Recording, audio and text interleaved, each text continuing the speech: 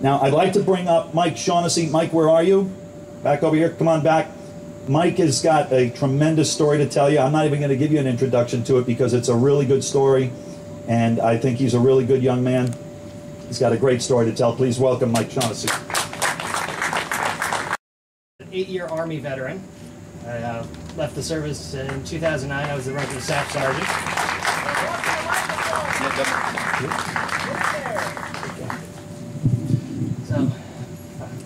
Thank you. So, during my time in the military, I was trained as a combat medic with a specialty in disaster management, and I did 3 tours overseas, 2 in Iraq, 1 in Afghanistan.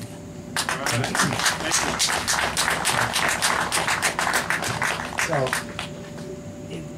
right before the 2008 election, I was still in the military, and my company commander brought us all together and said that it was our civic duty to vote in that election. So he gave us the time off to go and vote. And before he released us for the day, he said he gave us some of the politics that he experienced while in the military. He said that, excuse me, sorry, I'm just not good at public speaking. You do it just fine. Okay, thank you. He said, when Republicans are in power, we deploy more, we train more, and we get paid better. When Democrats are in power, we don't train as much because there's no funding for it. In fact, he said that younger soldiers would have to pay for some of their own office supplies. And in some cases, the young guys would have to go and get a second job just to make ends meet. So, I wish he made that speech in so many other states besides New York, because unfortunately we got a Democrat in office. Now, in this election, Ohio just passed legislation allowing their military members to vote for an extra 2 days and have their ballots casted. And Obama is now suing them, saying that they should include it for all their citizens. Now, I put these two together, and I realized that there's a pattern here. That everything Obama has done has been by design. Whether we realize it or not, it's all by design. There's no accident. There's no neglect, no thinking things through. It's all by design. Sorry.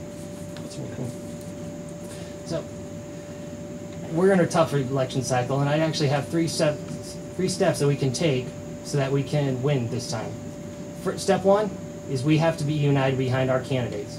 This past Tuesday, we all decided, and we as a party and as individuals have decided who we want to send to Washington. No matter what we believe about or who we voted for on Tuesday, what matters is that we stand together today, and most importantly on November 6th, in support of our candidates.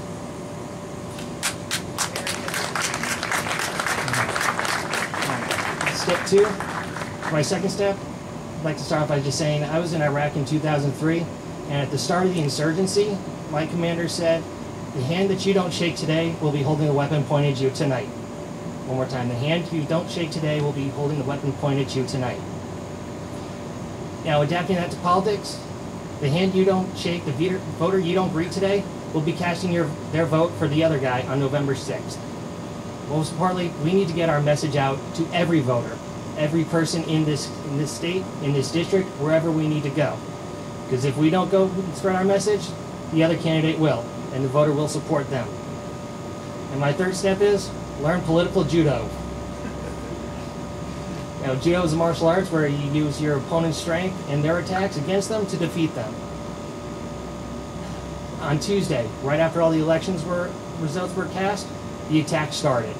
For my district, the 5th district, Susan Esty had already started attacking our candidate, Andrew Rohrback, saying that he is a supporter and a vote for Romney Ryan. I don't have a problem with that whatsoever. Let's look at Paul Ryan. He passed a budget. He got his budget passed through the House of Representatives, and it still hasn't been brought to the Senate. Obama, on the other hand, his budget died 96-0 in the Democratic Senate. I'll take Paul Ryan any day.